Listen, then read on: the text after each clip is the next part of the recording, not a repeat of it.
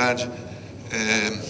Bem, eu vou falar sobre os programas de apoio à pesquisa e inovação da FAPESP e eu gostaria de aproveitar a oportunidade aqui para que os senhores possam conhecer mais sobre a FAPESP e certamente entender também o papel que a FAPESP pode ter no apoio ao desenvolvimento de tecnologias para a cadeia do petróleo. Certamente a FAPESP tem um papel relevante nisso e eu espero mostrar isso, né? Eu organizei a exposição dessa forma. Primeiro eu gostaria de falar sobre alguns desafios do sistema de inovação em São Paulo em particular. Na verdade, vários desses são desafios para o país, nos quais a indústria do petróleo está incluída, mas a exposição vai ser mais geral, né? Vai tratar do conjunto, na verdade, de setores em que esses desafios se apresentam. E por fim, falar da contribuição da FAPESP, quer dizer, o que a FAPESP tem feito para melhorar o funcionamento desse sistema de inovação em São Paulo em particular. Eu queria começar mostrando o que é um indicador básico de um sistema de inovação, que é o esforço realizado, esforço gasto em P&D, medido como percentual do PIB, né? O gasto como percentual do PIB. Então, vocês podem ver que, no caso do Estado de São Paulo, o Brasil, esse número está aí patinando em torno de 1%, que é um índice bastante baixo, né? São Paulo está um pouco acima disso, mas também aquém do desejável. Se a gente for ter uma medida internacional, a gente pode ver, por exemplo, que o Brasil está aqui com 1% de gasto em P&D, está muito abaixo daquilo que seria a média da OCDE, é um pouco acima de 2%, e os países que gastam mais estão chegando nos 4%, né? A meta de vários países é ultrapassar 3%. Quando a gente olha para o gasto empresarial em P&D, a gente vê que este é o problema, na verdade. Quer dizer, o Brasil, o gasto empresarial em P&D é 0,5% do PIB, é um valor muito baixo. São Paulo está numa posição melhor, quando a gente destaca São Paulo aqui, mas também numa posição insuficiente, né? Isso aqui mostra bem, por exemplo, como, se a gente pega o caso do Brasil, isso aqui é o gasto governamental em P&D. Então é interessante observar que esse gasto, o total da OCDE, é mais ou menos 0,7, um pouco entre 0,65 e 0,7. E o Brasil gasta 0,5%. Então, o esforço governamental em P&D não é tão baixo assim. Ele está mais ou menos em linha com o que se observa no resto do mundo. O problema, efetivamente, é o esforço empresarial em P&D, que é muito pequeno no Brasil, né? Enquanto no resto do mundo esse número está acima de 1,5%, em muitos casos acima de 2,5%, no caso do Brasil, esse número está patinando em torno de 0,5%. Para o estado de São Paulo, esse número está chegando próximo de 1%, o que é bom na comparação com o Brasil, mal na comparação com os países mais avançados, né? Então, esse é um primeiro dado. O dado, quando a gente observa, por exemplo, aqui o gasto em P&D, como é que ele se distribui por fonte, as empresas em São Paulo já respondem por 60% do gasto em P&D, né? O governo 40%, sendo que o governo estadual 24%, a maior fatia do gasto público, né? Outra coisa interessante é observar os setores que mais gastam em P&D, quer dizer, das empresas que gastam em P&D, em São Paulo se destaca o setor automotivo, né? E a fabricação de outros equipamentos de transporte, onde está a Embraer, né? Depois vem produtos químicos, aí vai diminuindo. Mas o destaque aqui para o automotivo é interessante, e outros equipamentos de transporte, entenda-se indústria aeronáutica, entenda-se Embraer. Esse é o perfil de São Paulo. Quando a gente olha para o Brasil, o perfil é bem diferente, porque, quer dizer, tem coisa parecida. Vejam vocês que no Brasil também é o setor automotivo que mais gasta em P&D, o que digamos, resultado de uma característica do setor. Ele não é um setor intensivo em tecnologia, no sentido de que gasta muito como percentagem do seu faturamento, mas ele é um setor que, pelo seu volume, pelo seu faturamento, ele gasta bastante. Se a gente pegar o gasto, todo ano tem uma publicação chamada R&D Scoreboard, que mostra as empresas que mais gastam em P&D no mundo. Das 10 que mais gastam em P&D, a gente vai localizar ali umas 4, 5 do setor automotivo, né?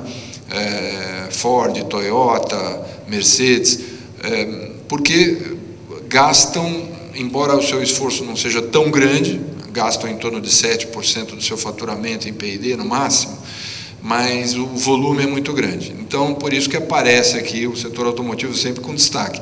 Mas no Brasil, vejam, o segundo setor é o setor de petróleo, né? Que está praticamente ausente em São Paulo. Quando a gente olha para São Paulo, onde é que está? Não está, né? Então, é uma coisa interessante, porque, claro que tem setores relacionados, fabricação de máquinas e equipamentos, onde certamente vai ter um papel importante, o desenvolvimento da cadeia do petróleo vai ter um papel importante no desenvolvimento desse setor, e talvez amplie o gasto em P&D nesse setor aí, talvez a fabricação de produtos químicos, enfim, há outros setores que talvez possam ser indiretamente beneficiados, mas certamente o que a gente pode concluir aí é que essa cadeia do petróleo em São Paulo, ela ainda é muito frágil do ponto de vista do seu esforço em inovação, né? Então, até porque a Petrobras concentra boa parte do gasto disso no Rio de Janeiro, e agora é possível que a gente vá ver uma modificação disso. Em termos do gasto em pesquisa, os senhores podem ver que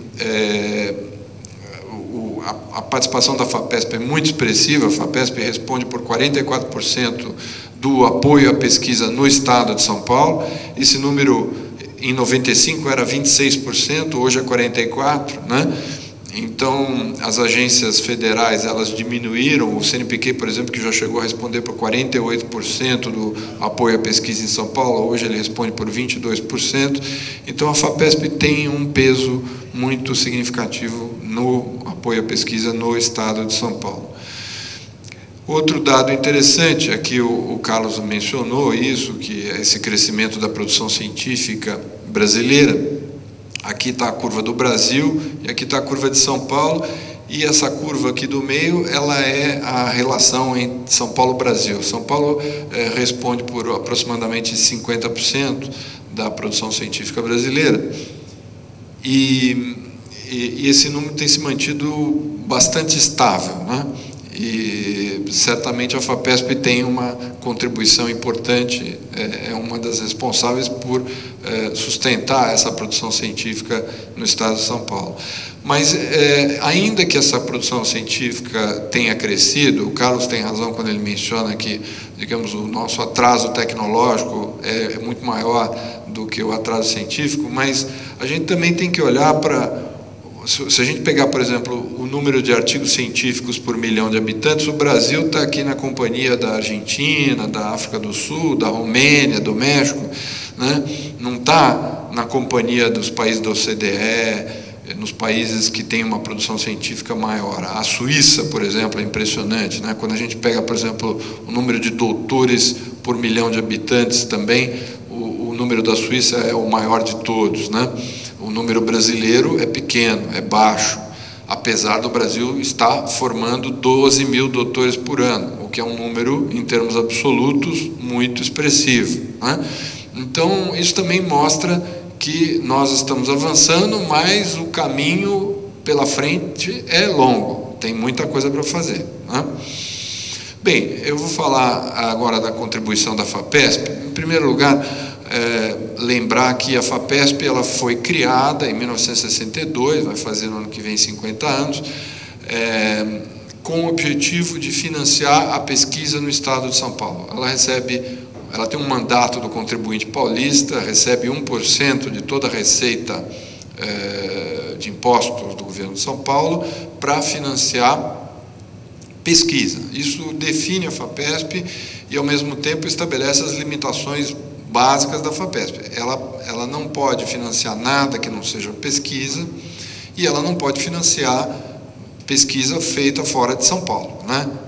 Ela foi criada para financiar pesquisa no estado de São Paulo.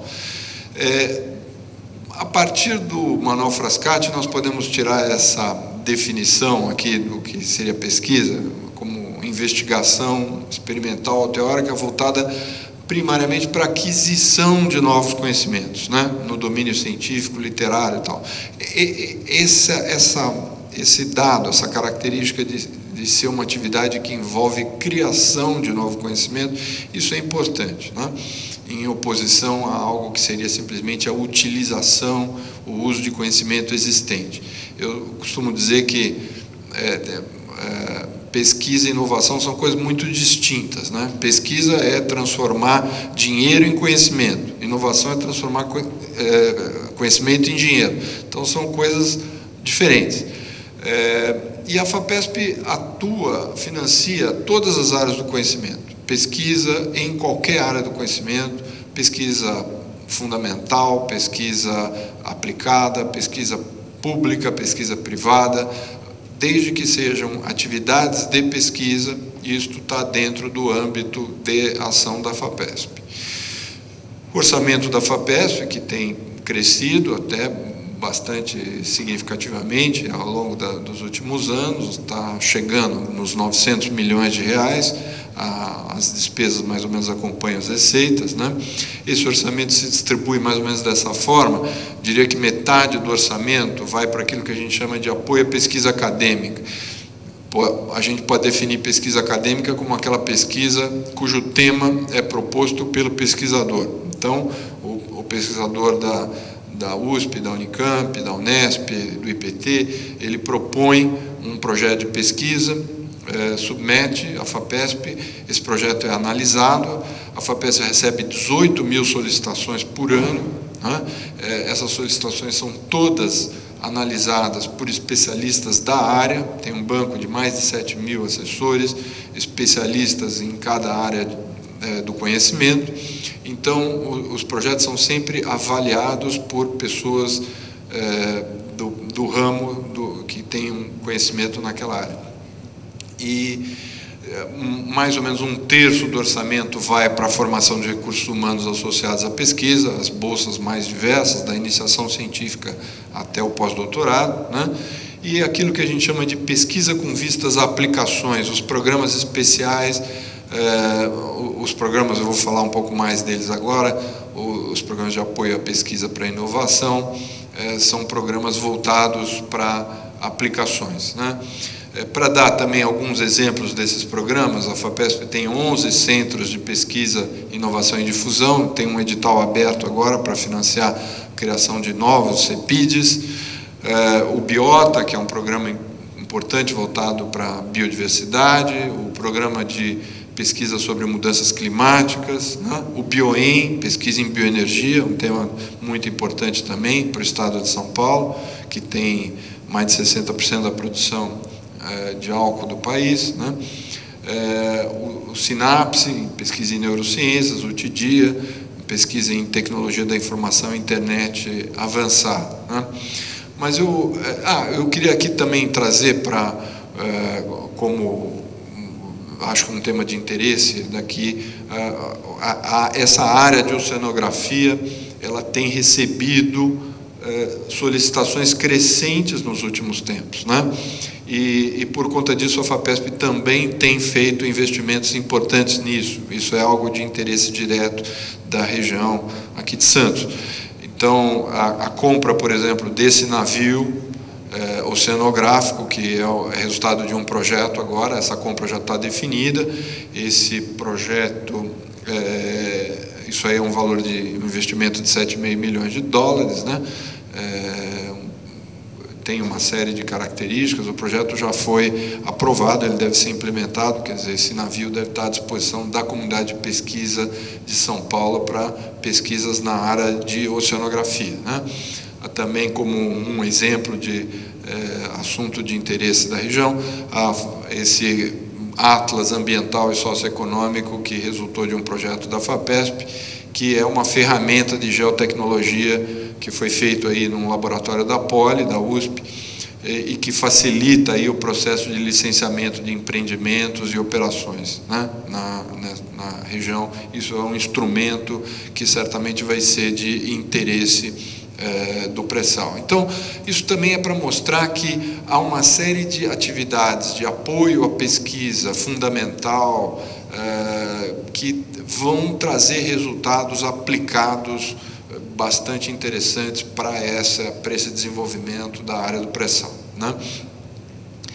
Eu vou falar especificamente agora dos dois programas de apoio à pesquisa para a inovação da FAPESP, que são o PIP e o PIT. Começando pelo PIP, que é o Pesquisa Inovativa na Pequena Empresa, o objetivo desse programa é, essencialmente, financiar apoio a pesquisas realizadas em pequenas empresas, né? Empresas de até 100 funcionários. Essa é a definição de pequena empresa para a FAPESP. O que se busca aí é estimular, esse é o objetivo central, estimular a cultura de inovação permanente, fazer com que essa atividade de inovação seja não uma atividade esporádica, eventual, mas ela seja assimilada como um dado da estratégia da pequena empresa, né? Então, isto a FAPESP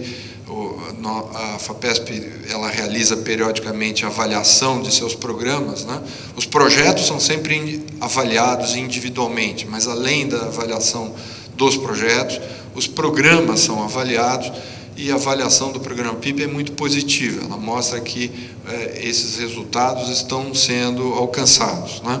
Como é que funciona o PIP? O PIP ele financia,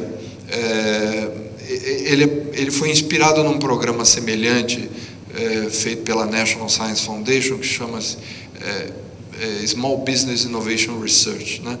Esse programa ele também é um programa feito em duas fases. Você tem uma fase 1, que no caso da FAPESP dura até 9 meses, com um limite de R$125 mil, que é uma fase voltada para demonstração da viabilidade técnico e econômica da ideia que está sendo proposta, né? Então, uma prova de conceito, digamos assim. E depois você tem uma segunda fase que pode durar até 2 anos e receber até R$500 mil para a execução da pesquisa propriamente dita, né?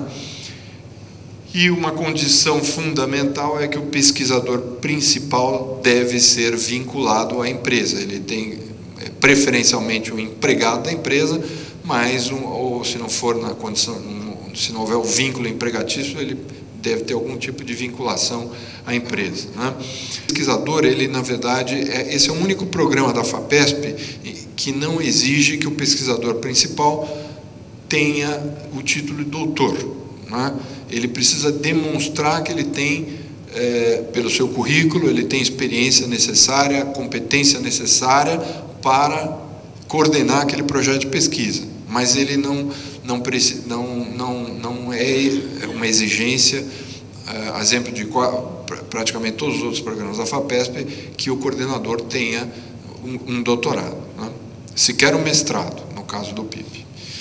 Aqui é uma distribuição de como é que os projetos PIP se distribuem pelo estado de São Paulo. Há uma concentração muito forte aqui na região de São Paulo, capital, Campinas, né? São Carlos também, Ribeirão Preto, e são uma concentração natural desses projetos. Bem, o PIT, que é Parceria para a Inovação Tecnológica. O desenho desse programa é diferente. O objetivo dele é fomentar pesquisa em colaboração entre empresa e instituição de pesquisa. Aqui a pesquisa não deve ser realizada na empresa, deve ser realizada na instituição de pesquisa, e essa pesquisa é cofinanciada pela empresa e pela FAPESP, em temas, evidentemente, de interesse da empresa, né? Então, a instituição de pesquisa realiza pesquisa sobre um assunto de interesse da empresa e recebe para isso um financiamento que é parte da empresa, parte da FAPESP, né? Esse é um exemplo de um pitch muito bem sucedido sobre esse assunto de fluidodinâmica computacional, envolveu diversas instituições de pesquisa de São Paulo e foi financiado pela Embraer, né? Embraer e FAPESP, e resultou em um desenvolvimento importante, um conhecimento que foi muito importante para esse projeto desse jato muito bem sucedido da Embraer, essa família 190 da Embraer, que hoje vende aí no mundo inteiro, né?